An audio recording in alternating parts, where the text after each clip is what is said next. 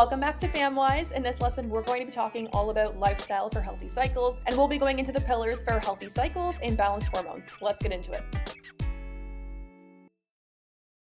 So supporting your hormones really comes down to 5 main pillars. We have adequate nutrition and calories, supporting the liver and the gut health. We have to look at stress because that is a huge part of our hormone balance and focusing on how we're going to manage our stress, exercise, and sleep habits. So we'll be going into each of these pillars and discussing different things that you guys can do at home to help support your body and your hormones. So nutrition and calories are very, very important for hormone health. We need adequate calories for our body to function properly, and we also need adequate nutrition for it to just do its daily tasks. When we are low in different nutrients and we're low in calories, your body will prioritize other things over your hormone health. And that's when we can see different cycle symptoms and period issues come up. So we want to make sure we're eating real food, and real food would include different foods that are close to its source as possible. So think like getting locally grown produce, picking it from a farmer's market, things like that. But obviously not all of us have access to this and at different seasons as well. So just try your best. We want to be focusing on minimally processed and as close to what you'll find in nature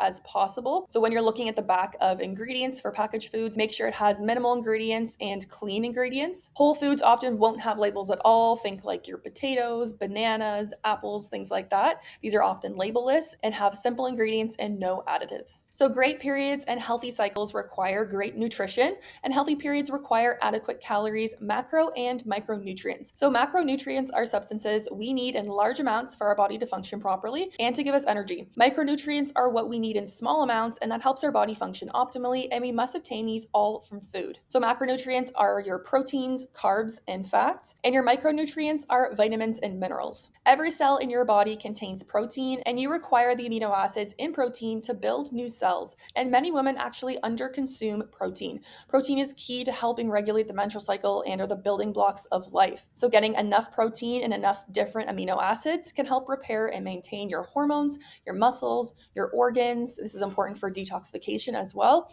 your nervous system, immune system, and normal blood sugar levels. How much protein should we really be consuming throughout the day? The optimal intake really differs per person, but the minimum requirement is low at 0.8 grams per kilogram of body weight. So for a 68 kilogram or 150 pound woman, that would be 55 grams of protein per day, and that is not a lot of protein. So that would be the minimum amount needed to prevent deficiency. It's not an optimal amount. For optimal intake, we want to aim for at least 1.2 to 2.2 grams per kilogram, depending on your body, your exercise habits, pre-existing medical conditions, etc. So for the same 150 pound woman, we would actually aim for 80 to 150 grams of protein per day.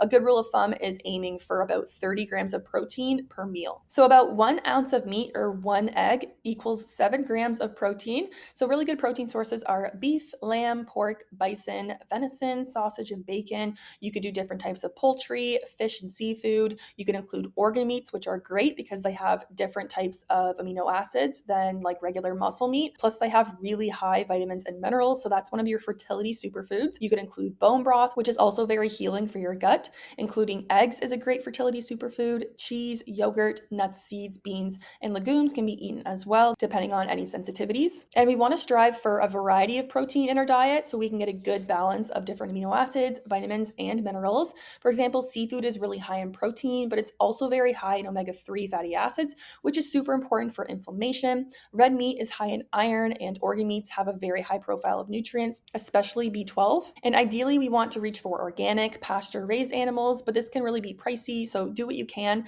And same goes for eggs. Ideally, we want pasture-raised, and generally these pastured animals do have a higher nutritional profile. For example, grass-fed beef has 2 to 4 times more omega-3 fats, 7 times more beta-carotene, and 2 times more the vitamin E content compared to grain-fed cows. These animals tend to have less toxin exposure as well, and toxins tend to build up in the fat of these animals. So it's best to eat the fat in grass-fed pastured animals as opposed to the conventional. And then for plant protein sources, you want to reach for organic produce to limit pesticide exposure as well. So if you're a vegan or vegetarian, you can definitely hit your protein mark, you can hit your nutritional requirements, but it does require a bit more work. I feel it also has a bit part of your genetics, so how well you can utilize those different nutrients and how well your body can break down that protein. protein. So carbohydrates are found mainly in grains, most vegetables, fruit, legumes, some dairy, and any processed refined flour foods. Carbs are basically long chains of sugar, and your body breaks these down into individual chains of sugar to be absorbed, and this increases your blood sugar. And when your blood sugar increases, your body releases insulin, and that insulin helps to get that blood sugar into the cells so you can use it as energy. Excess sugar will be stored for later as glycogen or fat. So like I mentioned earlier, when blood sugar goes up, that insulin is released to help get the sugar from the blood into the cells to be used as energy. So picture insulin is like the key. If you were eating a lot of processed foods, sugar, or snacking on carbs, this can spike your blood sugar. And over time, if you do that too often, it can cause what is known as insulin resistance or prediabetes, which approximately 50% of the adults in the US have. So basically, over time, insulin isn't being used properly, and it's not really getting the sugar out of your blood and into the cells where it needs to go. And this causes your body to release more insulin to help do that job. And this can lead to a lot of different symptoms like PCOS, poor egg quality, low energy levels, fatigue, energy crashes, bad mental clarity like brain fog, headaches, and fertility issues. Especially with PCOS, most women do have insulin resistance to some degree. And this causes your ovaries to make too much testosterone, which in turn makes cycles more irregular. And then that can also increase the androgens in your body. So it just becomes this like cycle. So that's why it's so important to control our blood sugar and get that under control, because this can cause so much inflammation throughout the body and can put us more at risk for heart disease, high blood pressure, diabetes, and even some cancers in the future. So if you're on your hormone balancing journey, balancing your blood sugar is the number one thing to start with. So the type of carbs that you guys are consuming is also very important.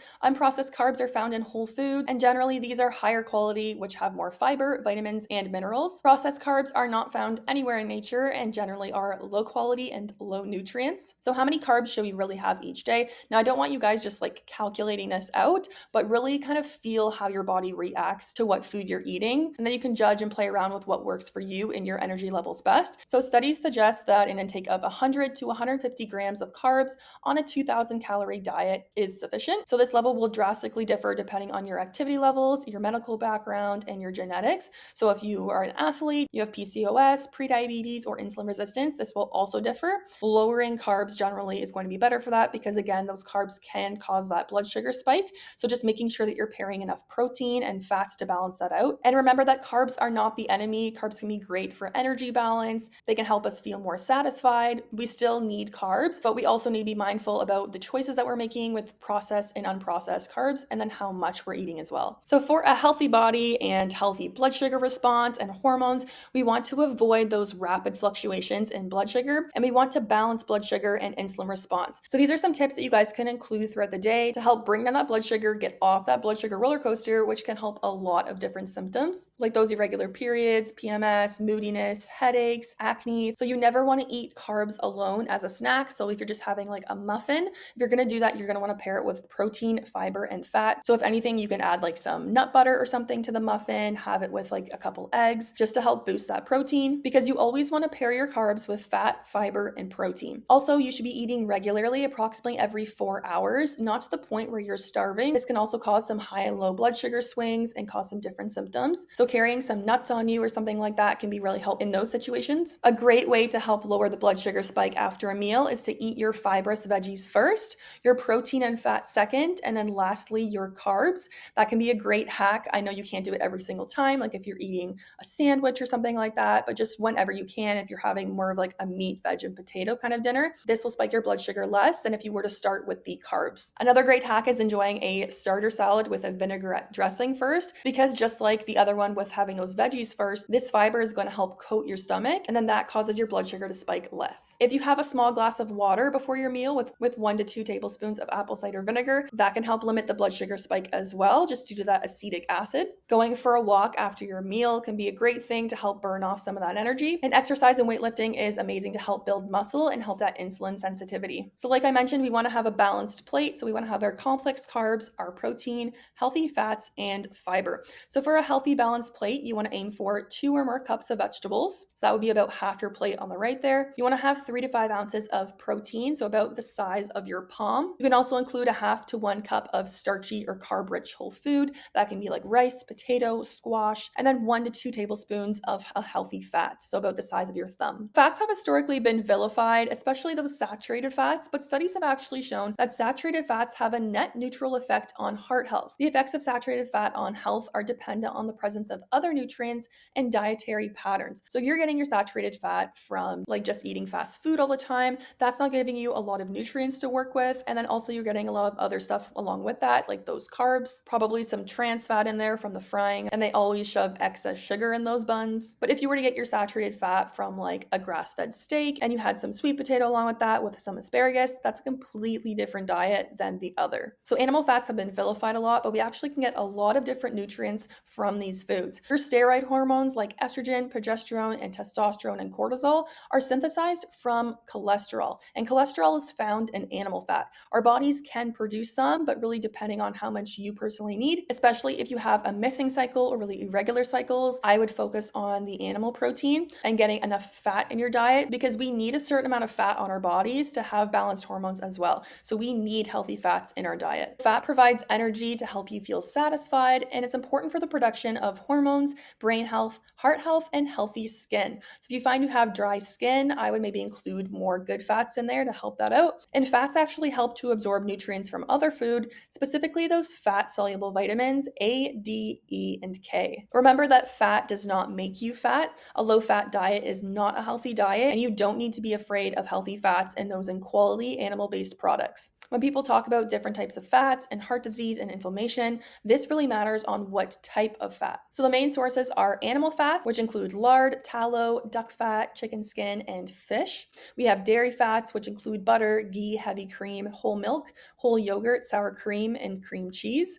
And then we have plant fats, including olives, coconuts, avocados, nuts and seeds, and olive oil and coconut oil. Omega-3 fats are very important as well, along with our ratio between omega-3 and omega-6. And this has a lot to do with inflammation in our body. So omega-3 would include fish, seafood, and there's little amounts in grass-fed meats, along with ALA found in chia seeds, hemp seeds, which can be somewhat converted to omega-3, but honestly, we don't convert that much. So if you are vegan or vegetarian and you don't eat fish or seafood, I would look into getting a plant-based algae supplement for your omega-3. And this is because having adequate omega-3 in your diet is very protective and anti-inflammatory for your body. So excessive amounts of omega-6 can reduce the amount of omega-3 fats in the body and can promote inflammation. So a ratio of omega-3 to omega-6 used to be about 1:1 back in the day, but now these days it's as high as 30:1. And this is because a lot of our processed foods uses vegetable oil, which is very high in omega-6. And this can influence prostaglandin synthesis and worsen period cramps, skin issues, along with ovarian function and egg quality. So if you don't eat a lot of fish or seafood, again, I would look into supplementing with a good quality fish oil, cod liver oil, or plant-based oil. When you guys are cooking, there's different oils that are better for you than others. So high heat cooking, you can use tallow, ghee, coconut oil, palm oil, avocado oil, and this helps to reduce the exposure to inflammatory lipid oxidation. Low heat cooking, it's better to use butter or olive oil, and you should always be avoiding those processed vegetable oils like corn, soy, peanut, canola, safflower, cotton, and hydrogenated oils, which are commonly found in packaged foods, which can have trans fat. And there is a correlation between trans fat and heart disease. And now the information is starting to come out about those vegetable oils and how poor they are for our health and inflammation. So moving on to micronutrients, we have our vitamins and our minerals. So these are some key healthy cycle micronutrients, although there is more. So we have vitamin A, vitamin D, all your B vitamins. So that's things like folate, B6, B12, and B2. We have vitamin C, vitamin E, vitamin K, choline, and then also magnesium, calcium, potassium, iron, zinc, copper, selenium, and manganese. So the ones on the left are your vitamins and the ones on the right are your minerals. So these are some cycle foods to focus on, which can help support the nutritional status in your body and help support your hormones and regular cycles. So you can focus on eggs, which are an excellent source of protein and fat, and vitamins like choline, vitamin A, vitamin E, vitamin D, DHA, so that's your omega-3, B vitamins, folate, lutein, and zeaxanthin. And choline is one of the most important nutrients found in eggs. So women with low choline levels have a higher risk of having a child with neural tube defects, and that's after accounting for folate intake. So folate is one of those nutrients which we know can help prevent those neural tube defects. It's like most widely talked about, especially in prenatal vitamins. And choline has some newer research to support that it has a similar effect. And many women are not getting enough, especially if they don't eat eggs. So if you are trying to conceive or you want to in the future, that's something to keep in mind, because choline and folate work together to help the proper development and closure of the neural tube. And only 6% of women nationwide in the US actually meet these requirements. And the recommended intake for choline is about 425 milligrams, with the average only being 250 to 278 milligrams. And some studies show that more might actually be required. And one egg has about 115 to 150 milligrams. So to hit your targets, you would have to include about 3 eggs. And you can find choline in other foods as well. Organ meats like liver is very high in choline, along with other meats like beef and salmon and soybeans. I've talked about liver and organ meats quite a bit, and that's because they're so nutrient dense. They are one of the most nutrient dense foods in the world. They are very high in vitamin A, vitamin E, B vitamins, B12, folate, choline, iron, copper, zinc, selenium, and CoQ10. And organ meats are particularly bioavailable, so it's easy for your body to use and absorb. Vitamin A is one of the superstar nutrients in liver, and it's essential for regular ovulation, hormone production, skin health, and egg quality, along with sperm production. And iron is another one as well. So if you have an iron deficiency, this can be a great food to include because it has the different vitamin cofactors in there as well to help your body better absorb it and utilize it. So about 3 to 6 ounces of liver throughout the week is recommended to increase nutrient stores, along with other organ meats like heart and kidney. Liver and organ meats are a cheaper cut of meat, so purchase the best source you can and opt for grass-fed. And some people say not to eat liver because it stores toxins, but that's actually not true. It filters out these toxins and stores nutrients. So animals fed a natural diet tend to have less toxin exposure and high nutrient quality. If you don't like the taste, you can find a lot of different desiccated liver supplements these days to help fill those nutrient gaps. And sometimes liver is even marketed as nature's multivitamin because it has so many different vitamins and nutrients. Bone broth or slow cooked meat on the bone is another great fertility superfood. This is a complete protein. It's high in B vitamins, gelatin, collagen, and minerals. Its nutrient superstar is glycine, which comes from those bones, and this improves blood sugar balance, liver detoxification, supports healthy connective tissue, and your gut health. Another nutrient superstar is zinc, which can help to reduce PMS, period cramps, acne, and blood sugar regulation. And when the bones are simmered for many, many hours, this transfers those nutrients from the bones directly into bone broth or like a stew, for example. So if you cook like a whole chicken or something, or you have bones left over, put them in a bag and then leave them in your freezer, and then you can make bone broth from that, or you can just buy it from the store and optimally source it from grass-fed and pasture-raised animals. Fatty fish and seafood can be great because it's high in iodine, copper, selenium,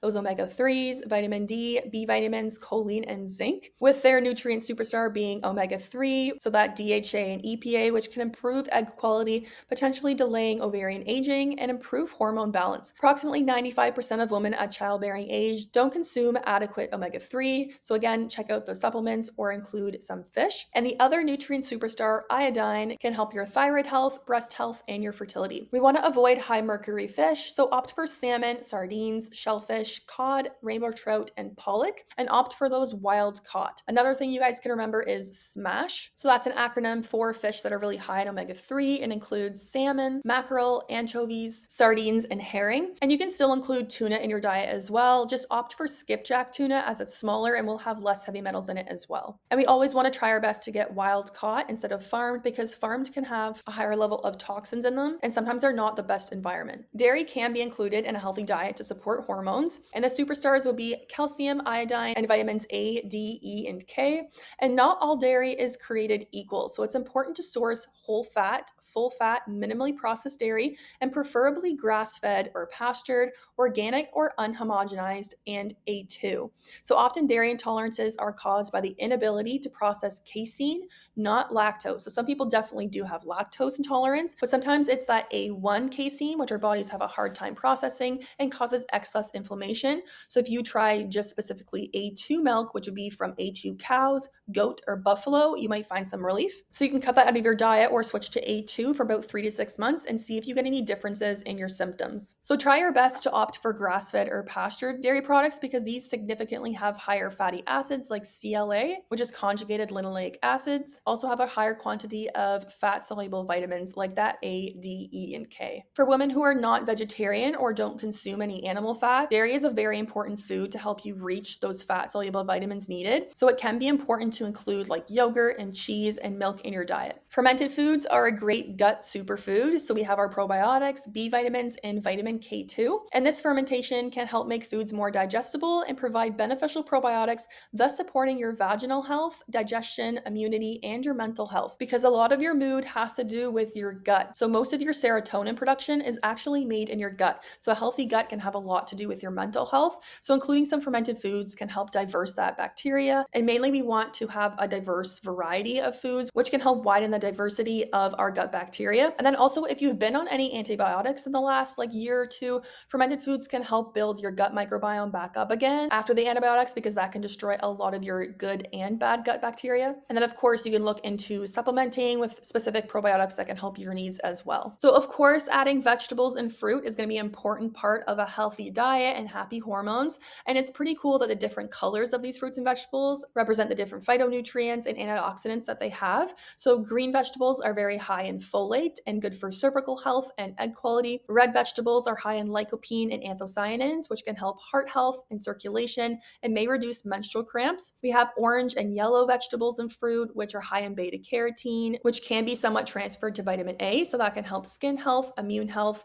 and it also has vitamin C, which supports collagen production and iron absorption. There's blue and purple vegetables and fruit, which contain anthocyanins, which help reduce inflammation, support brain health, and may help to alleviate PMS. And then we have our white vegetables, which are rich in allicin and other compounds that support immunity, hormone balance, and help to reduce inflammation, like garlic. Cruciferous vegetables are really important for proper estrogen detoxification, and these are high in indole compounds like DIM and sulforaphane. You may have heard of the supplement DIM, which people take for estrogen dominance, and that's because this helps supports estrogen detoxification and balance. So this may also help protect from certain reproductive cancers as well, and are associated with lower PMS. So include lots of broccoli sprouts are really high in this as well. You can even grow them at home. Cauliflower and cabbage are great. These indole compounds can be heightened in these vegetables when you cut them and let them be exposed to air. And if you cook them, it does reduce it a bit, but that's why broccoli sprouts can be so great, because they have such a high amount of these compounds. So make sure you're including a lot of different cruciferous vegetables. Electrolytes and salt is very, very important throughout your diet. This is important for energy and mental clarity and just proper body function overall. This includes sodium, potassium, chloride, calcium, and magnesium. Signs of electrolyte imbalance can be headaches, cramps, heart palpitations, low and fast heartbeat, twitches, low energy, fatigue, poor digestion, poor focus, confusion, and dry skin. Magnesium and calcium have both been shown to also reduce PMS. Salt can help drive the water into cells, so maybe you're just dehydrated. If you're drinking 8 water bottles per day and you're working out and you're not including any salt in your diet, likely you do need more salt, especially if you're getting headaches or if you're craving salt. This can also help support our adrenals if we are stressed, because we do require sodium for that as well. And potassium can help regulate your HPO axis and your cycle. So your HPO axis is your hypothalamic, pituitary, and ovarian axis. So these are some special considerations with adding these different things into your diet, because obviously we have to live. We're not going to be perfect all the time. We don't need to be perfect all the time. There's definitely room to include each one of these things if you like. So alcohol is toxic. Even one drink is not healthy. They have disproved the theory that having 1 glass of wine per day is great for your health. No alcohol is actually good for your health. And we have to note that if you consume alcohol, this can affect your hormones to a great level, and some people get more affected by it than others. So when you consume alcohol, your liver has to process it. This puts an extra burden on your liver, so it can't function optimally. And some of the other roles that it needed to do has to take a back seat because it's trying to process that alcohol out. So this is going to affect your detox capabilities and actually raises estrogen in the body. So if you are dealing with any hormone imbalance, irregularities, this can definitely worsen it. And again, if you're taking your basal body temperature, this can raise your temperature and make things more confusing as well. So really think about how much you're drinking throughout the week. The current guidelines for alcohol is a maximum of 2 drinks per week. And I'm sure many of us are consuming way past that, including those binge drinking nights, which can actually be worse because you're having so much at one time. So if you don't drink alcohol, that's great. If you do drink once in a while, just understand that this can affect your hormones. If you are currently dealing with an irregularity, I highly suggest completely taking out alcohol, at least until that's under control. And not only is the alcohol an issue, but a lot of these cocktails have a lot of sugar, which can also put an extra burden and extra inflammation on your body. Caffeine is another one. A lot of people love their coffee in the morning or throughout the day. Caffeine is fine to have. I I do recommend sticking to about 1 or 2 cups a day in the morning, because if you have it later than this, it can disrupt your sleep, even if you don't think it is. Now, some people process caffeine slower than others, so that's an important factor as well. But if you're having multiple cups of coffee, espresso shots, you're drinking energy drinks throughout the day, we really need to find something to help boost your energy instead of having to rely on those all the time. And that may have to do with stress or different nutrients. Blood sugar regulation is huge for this. If our blood sugar is irregular, we're having those ups and downs, this can cause those afternoon crashes, which we feel we need caffeine. So peeling that back and try to figure out why you need to rely on caffeine so much. If you're having that coffee or something in the morning, just make sure you're eating breakfast before this, because if you just have that caffeine, this can really spike your cortisol and that can cause extra stress on your body. So make sure you're having that after your breakfast. And you want to try to aim to have your breakfast about half an hour to an hour after waking up, because if not, this can spike your cortisol as well. And that's what we want to avoid. We want to avoid that excess cortisol and stress on the body. Refined carbs generally have a lot of sugar and processed oils and are just completely void of nutrients. Obviously, have your treat every once in a while, but avoid having those treats every single day. We really want to focus on whole foods. And if you do have a treat, make sure you're having it after dinner, because that's going to help lower the blood sugar effects of that treat. And again, try to keep it more towards special occasions. Sugar goes right along with that as well. Excess sugar can cause blood sugar regulation issues, excess inflammation, and that can cause period problems. So really limit the amount of sugar that you're having, especially if you have period cramps and in that time before your period, because that can really help support a better cycle. Now, artificial sweeteners are used to help combat this. So you don't want to have the sugar, so you choose the artificial sweetener. And some are better than others. So I would be okay with stevia or monk fruit. Those two are fine. Even a little bit of like xylitol and chewing gum can actually help your dental health and prevent cavities, because it's making your mouth more alkaline as opposed to acidic. Excess xylitol can cause some tummy disruption, so just be aware of that as well. And then same goes for erythritol. Some people are fine with it, some people are not, so just see how it goes on your gut. But stevia and monk fruit are the most common ones, which studies show don't have a harmful effect on our health. The ones you want to avoid are aspartame and sucralose. Those ones are very, very common, and this is because they may potentially have toxic effects on the body. But also, although they don't spike blood sugar, there has been some studies to show that they spike insulin, and that's still a danger. Vegetable and seed oils and trans fat, we've talked about before. We want to avoid these because they can cause excess inflammation within the body. And then soy products are very controversial, and this is due to the phytoestrogen content in soy, so they possibly may disrupt hormones. They won't really make a difference if you're having a little bit, but if you're consuming large amounts, pay attention to your charting and see if you get any like delayed ovulation or any hormone disruption, because some people who consume a lot of soy can have long delayed cycles and ovulation. But also different phytoestrogen food like soy or flaxseed can help support estrogen balance in the body. So I think it really depends, so you can play around with that. So again, some of you might be following a vegan or vegetarian diet due to personal health or ethical issues, environmental concerns, or religious beliefs. And these are definitely all valid reasons, but many women choose to eat this way due to concerns of body weight. And vegetarian women are 5.5 times more likely to have a history of an eating disorder than non-vegetarians or vegans. So that's just something to think about as well. For many of you, a vegetarian or vegan diet is non-negotiable. And in this case, there are some important considerations when trying to optimize your cycle health and your fertility. So with careful planning and supplementation, a lacto-vegetarian diet that includes eggs and dairy can be nutritionally adequate. But keep in mind that some women do require a higher amount of animal foods, just depending on their genetics, to help normalize their menstrual cycle and hormone balance. So if you eat this way, I want you to focus on these key considerations. Track your protein intake, because vegetarians may need to include more protein just to account for the poor digestibility and quality of plant proteins compared to those animal proteins. Include a minimum of 2 eggs per day to get closer to B12 and vitamin A, choline, selenium, iodine, and DHA targets. Regularly eat full-fat dairy and optimally from grass-fed animals. This will help to supply your body with vitamin A, K, B12, calcium, iodine, protein, probiotics, and other nutrients. And again, if you don't tolerate dairy very well, perhaps switch to A2 milk. So that's A2 cows, goat, sheep, or buffalo. And then also consume the dairy away from iron food sources to not disrupt its absorption. You can include seaweed in your diet, which contains a lot of iodine and numerous trace minerals. Try to soak or sprout your grains and legumes, because this reduces the phytic acid and other anti-nutrients which can be found in those foods and interfere with the absorption of minerals. And when choosing bread, opt for sourdough or sprouted bread, as these have less than half the amount of phytic acid. If you have any of these signs, make sure you're eating enough calories and fat and protein, and consider adding animal foods to your diet. If you are fatigued, have brittle hair and nails, you're losing hair, you have dizzy spells, reoccurring infections, achy joints, tooth decay, or dark circles underneath the eyes. Your liver is such an important organ for your hormone balance and detoxification,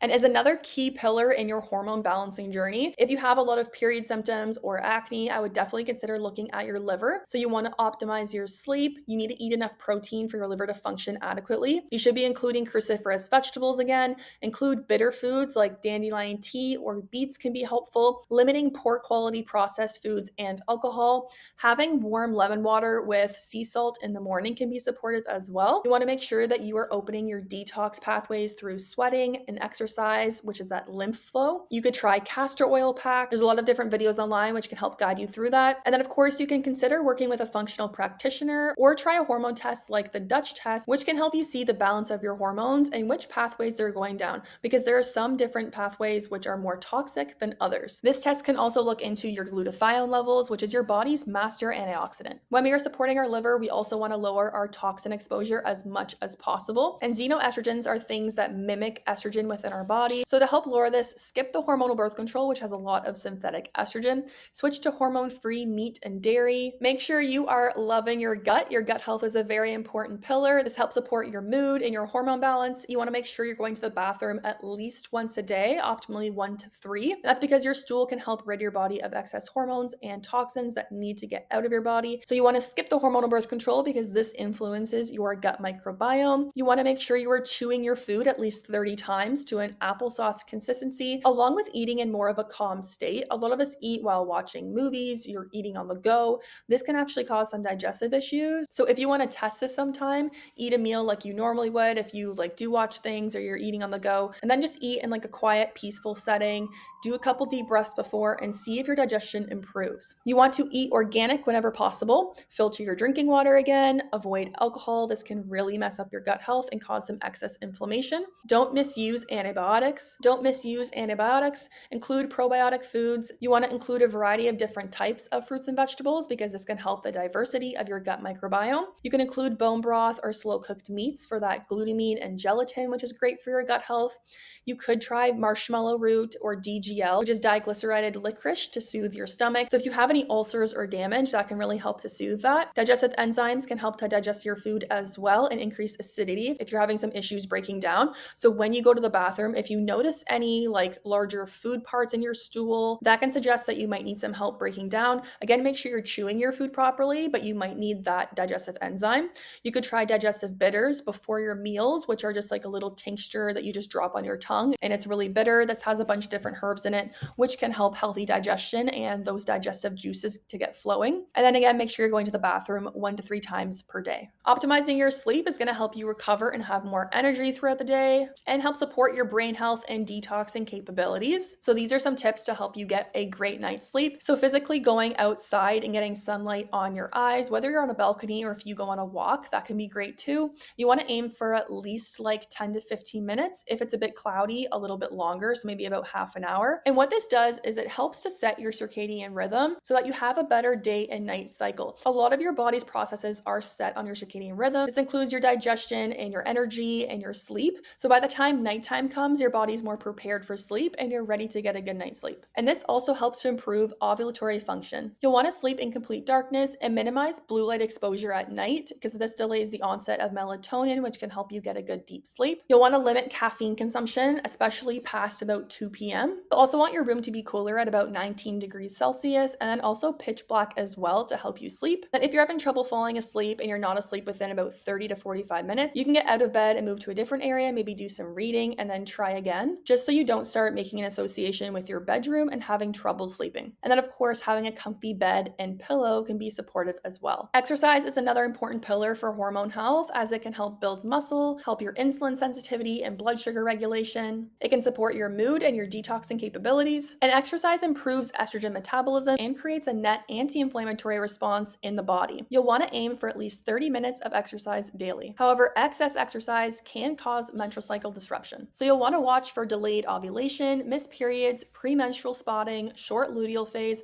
or scant or light periods, and this can suggest that it might be too intense for you. When you're charting, your cycle will tell you if you're exercising too hard. So great exercise exercises to include, which we'll talk about in the next lesson, all about cycle syncing, is stretching, walking, Pilates, yoga, strength training, the occasional HIIT, and then things you love. Managing stress is super important due to its effects on cortisol in the body. Now, cortisol is one of those main hormones which can disrupt your menstrual cycle along with insulin. And similar to exercise, stress can be causing ovulatory disruption, abnormal bleeding patterns, and that short luteal phase. So if you look at your chart and you see any of that, that can indicate that there's too much stress going on. And chronic stress can cause those patterns of consistencies in your cycle, like that short luteal phase, PMS, or long cycles. And even many seemingly neutral situations can cause stress in addition to what we typically think of stressful. So what stress looks like for you can be different per person, and these can be things like illness, travel, work-related stress, hating your job, family or relationship stress,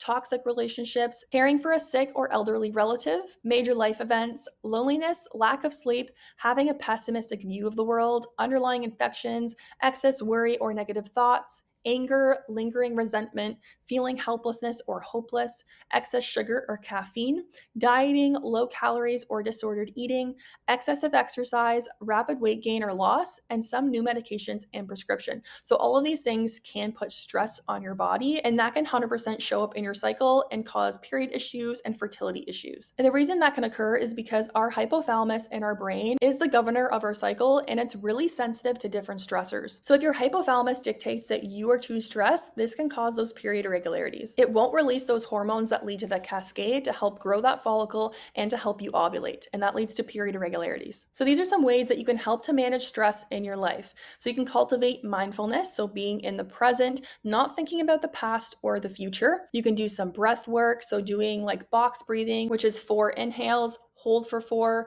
release for 4, and then hold your breath for 4 until you breathe again. Or you can just do a 4-second breath in, 6-second breath out. You can spend some time in nature or go for a walk, practice gratitude and paying attention to the positive. You might need to ask yourself some big questions and journal. You can do some yoga or exercise. You can enjoy some self-care like a bubble bath, a face mask, or go get a massage. You can listen to music, draw, color, or dance. Journaling can be great. And then there's also different supplements that you can consider to help you manage your stress, which I've included that supplement cheat sheet that you guys can take a look at. And then you also want to make sure you're avoiding any food intolerance. So if you have a food intolerance to dairy or gluten, that can cause some excess inflammation as well. So make sure you're avoiding those things if you have that. And then reconnect with what brings you joy. So different hobbies that you might have let go, or reconnecting with an old friend. So those are your 5 main period pillars. So we'll just review them again. We have our adequate nutrition and calories.